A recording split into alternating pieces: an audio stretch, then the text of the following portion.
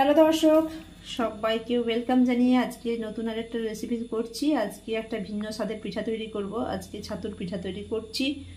তার জন্য ছাতু কেটে নিয়েছি।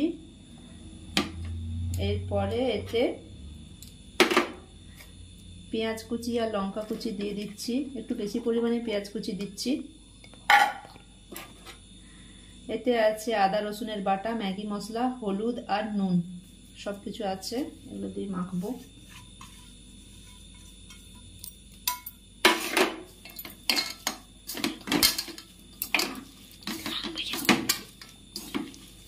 এটাকে একটু চটকে নিচ্ছি।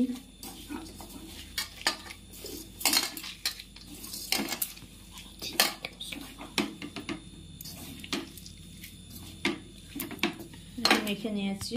এরপরে এতে 2:1 অনুপাতে এটা দু রকমের আমি গুঁড়ি মেশাবো।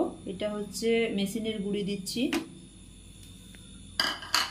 আর এটা মিক্সিতে কুটে রেখেছিলাম গুঁড়িটা, সেই গুঁড়িটা একটু দিচ্ছি। শুধু মেশিনের গুঁড়িতে এই পিঠাটা হবে না, তার জন্য একটু মিশাবো।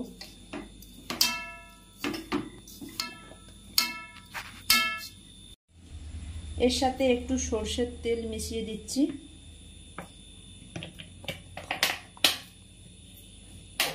আর এতে এবারে জল দেব, জল দিয়ে গুঁড়িটা মাখবো।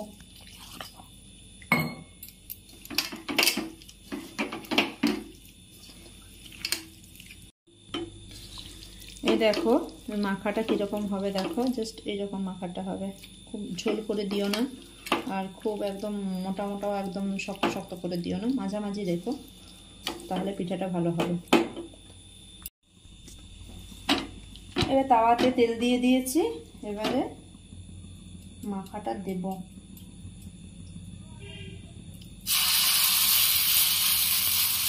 আমি দু রকমের গুঁড়ি মিশিয়ে করলাম। তোমরা যদি কেউ শুধু মিক্সির গুঁড়িতে করতে চাও সেটাও হতে পারে, কিন্তু শুধু মেশিনের গুঁড়িতে হবে না।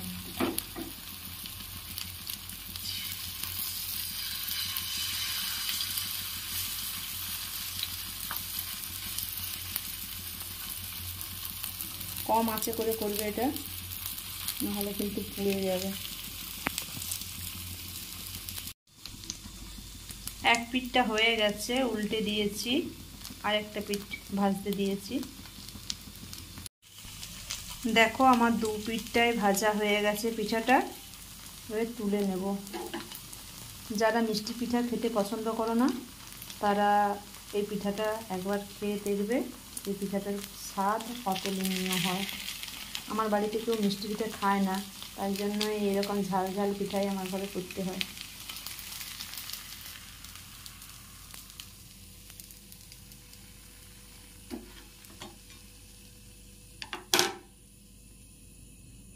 ভিডিওটা দেখার জন্য ধন্যবাদ।